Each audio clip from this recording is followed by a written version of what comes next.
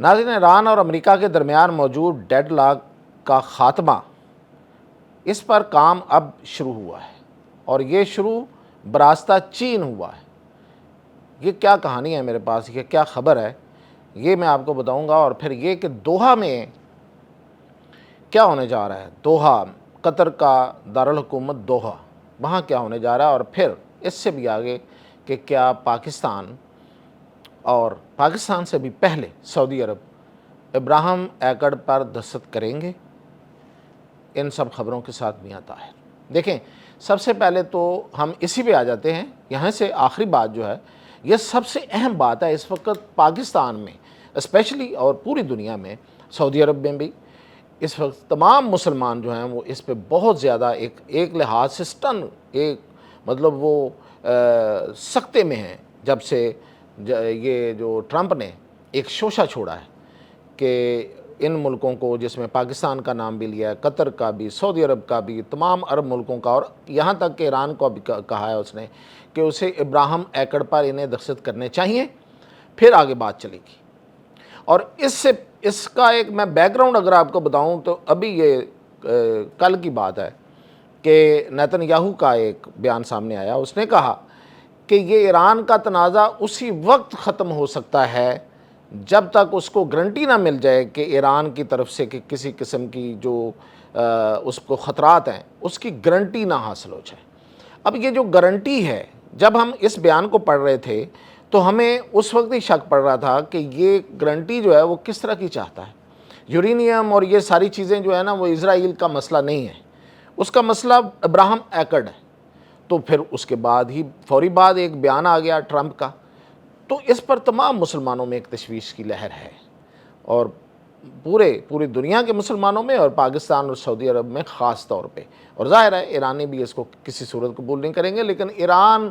تو وہ کہتے ہیں نا کہ ہنوز دلی دور است، ایران کا معاملہ تو ابھی بہت دور ہے اس معاملے میں آنا، کیونکہ پہلے تو وہ اس سے اپنا اصل معاملہ تو وہ ٹیکل کر لے، پھر کہیں اس کو ابراہیم ایکڑ کا کچھ کہے تو کہے، وہ سننے کے موڈ میں بھی ہوں۔ تو یہ تو خیر اس نے بہت ہی پری میچور بات کی ایران کے حوالے سے، لیکن پاکستان اور سعودی عرب پہ اس نے بات کر کے تو ایک تشویش کی لہر دوڑائی ہے۔ اس کا فوری طور پہ رد عمل جو ہے وہ سعودی عرب سے آ گیا ہے، اور سعودی عرب نے کہا ہے کہ سعودی عرب کی جو پوزیشن ہے اسرائیل کے حوالے سے، انہوں نے کہا ہے کہ وہ تبدیل نہیں ہوگی، یعنی کہ وہ اپنی جگہ پہ ان کا موقف وہی ہے جو پہلے سے ہے۔ اور پھر انہوں نے اپنے موقف کی تفصیل بتاتے ہوئے کہا ہے کہ جب تک فلسطینی ریاست کا قیام عمل میں نہیں آ جاتا، اور فلسطینی ریاست کا قیام بھی انہوں نے کہا ہے کہ ایسا ہو کہ جو ریورسیبل ہو، یعنی کہ جس کو پھر یہ نہ ہو کہ ایک دفعہ کیا اور پھر ختم ہو گیا، یعنی کہ اس ریاست کا قیام یقینی جب تک نہیں بنتا تب تک ہم اسرائیل کو تسلیم نہیں کریں گے۔ تو یہ تو واضح کر دیا۔ اب پاکستان کا موقف اور سعودی عرب کا موقف اس معاملے میں ایک ہے، اور پاکستان نے ظاہر ہے کہ ایک عرصہ پہلے سے یہ موقف رکھا ہوا ہے کہ ہم سعودی عرب کے اور باقی عرب ملکوں کے ساتھ چلیں گے۔ جب وہ اس معاملے میں آئیں گے تو پھر ہم اس پہ اپنی جو پوزیشن ہے اس پہ سوچیں گے، پہلے وہ دیکھیں پھر ہم سوچیں گے، یہ نہیں ہے کہ وہ کریں گے تو ہم کر لیں گے۔ تو یہی وجہ ہے کہ اس ٹویٹ میں ٹرمپ نے ایک تھوڑی سی ایک گنجائش بھی رکھی ہے، اور اس نے کہا کہ جن ملکوں کے حالات ان کو اجازت نہیں دیں گے ان کو ہم مطلب ان کے لیے رعایت بھی ہے۔ اب یہ جو ٹویٹ ہے اس کی کیا حیثیت ہے، کیا ٹرمپ کا کہنا اس کی کیا حیثیت ہے، یہ تو ایک علیحدہ بحث ہے کہ اب اس کی کوئی حیثیت رہی بھی ہے یا نہیں رہی ہے۔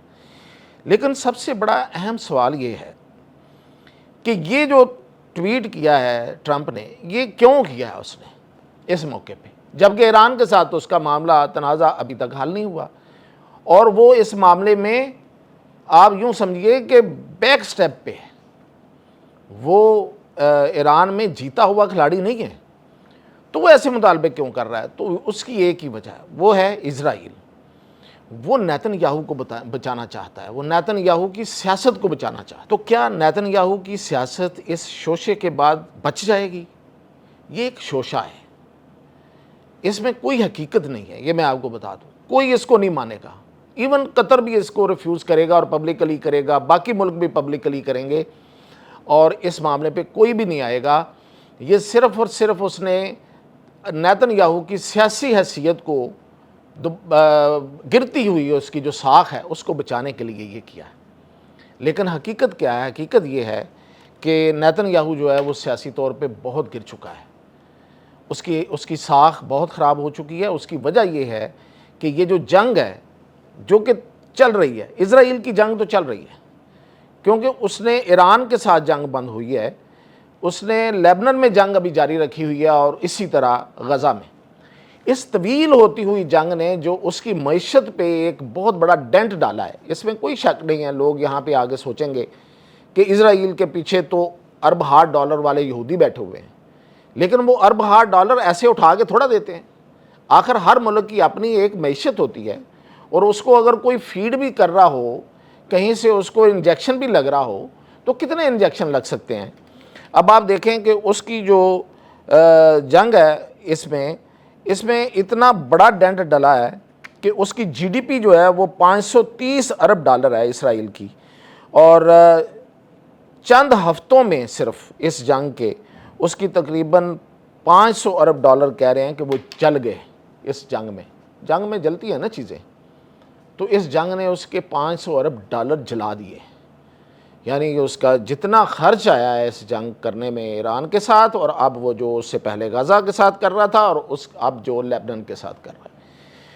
تو اسرائیل کے اندر اس پہ بہت بڑی، اور باہر بھی جو یہودی سرکل ہیں ان کے اندر بھی ہے کہ یہ آخر اویل کیا کرنا چاہتا ہے۔ کیا یہ وہ سب کچھ جو ہمیں بتاتا ہے یہ اویل، وہ تو زائنسٹ کا پلان اپنی جگہ پہ ہے، زائنسٹ اس کے ساتھ ہے، لیکن سارے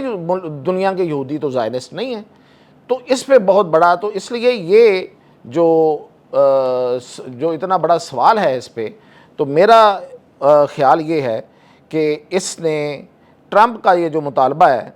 یہ اگر پورا نہیں ہوتا تو اسرائیل میں سیاسی بحران اور معاشی بحران مزید بڑھے گا، اور اس سے اسرائیل جو ہے اس کی معیشت جو ہے وہ اجڑ جائے گی، یہ بات طے ہے۔ اب آتے ہیں اس پوائنٹ کی طرف کہ وایا چین، میں نے یہ کیوں کہا کہ وایا چین اس کا حل اب حل شروع ہوا ہے، میں نے یہ کہا۔ دیکھیں جو ملاقاتیں ہوئی ہیں صدر زی جن پنگ سے، چین کے صدر سے، اور ان کے وزیر اعظم سے، وزیر اعظم شہباز شریف اور فیلڈ مارشل کی، اس کے بعد آپ دیکھیں کہ فوری طور پہ اسحاق ڈار کو روانہ کر دیا گیا واشنگٹن۔ اب وہ دراصل چین کا پیغام لے کے گیا ہے اسحاق ڈار صاحب، اور وہاں جا کے وہ ڈسکس کرے گا کہ یہ چائنا اور پاکستان کا یہ موقف ہے، اس معاملے سے نکلنا ہے تو یہ صورت ہے۔ ایک خبر یہ بھی آ رہی ہے کہ ایران یورینیم کسی اور ملک کو دینے کے لیے تیار نہیں ہے۔ پہلے نمبر پہ تو وہ روس کو دینے کو تیار ہے، لیکن اس پہ امریکہ نہیں مان رہا، تو اب اس نے یہ رکھ دیا ہے، درمیان میں ایک شرط رکھ دی ہے کہ یہ یورینیم اگر ہمارے پاس نہیں رہے گی تو پھر یہ چین کے پاس جائے گی۔ تو اس لحاظ سے ہو سکتا ہے کہ چائنا نے اس پہ اپنی رضامندی کا اظہار کیا ہے، یا اس نے امریکہ کو اس جنگ سے نکلنے کے لیے کوئی فارمولا دیا ہے کہ بھئی نکلنا ہے، جان بچانی ہے، عزت بھی بچانی ہے، تو یہ طریقہ ہے۔ تو یہ پیغام لے کے گئے ہیں، اور اگلے ہی کچھ ایک دن میں یا 2 دن کے اندر یا اس عید کے فوری بعد فیلڈ مارشل بھی دوحہ جا رہے ہیں، یہ میں آپ کو خبر دے رہا ہوں، اور اس دوحہ میں ان کا پیغام وہاں تک پہنچ جائے گا، تو امریکیوں کے ساتھ وہاں پہ بیسیکلی چائنا کے دیے ہوئے پیغام کے اوپر وہاں پہ بات ہوگی، اور یہ ہے اصل میں ڈپلومیسی جو اب چل رہی ہے۔ اس کے نتیجے میں یہ جنگ کا خاتمے کی امید یا امکان کبھی ہوگا، ادروائز ابھی تک کچھ بھی اس پہ کوئی سالڈ نہیں ہو سکا تھا، کیونکہ ایرانی اپنے موقف پہ قائم ہے۔ ہاں، ایرانیوں نے ایک لچک ضرور دکھائی ہے، وہ جو میں نے آپ کو بتا دی ہے، اس کے علاوہ انہوں نے کچھ نہیں پیچھے ہٹے۔ تو یہ تھی میرے پاس اب تک کی خبریں، اجازت دیجیے۔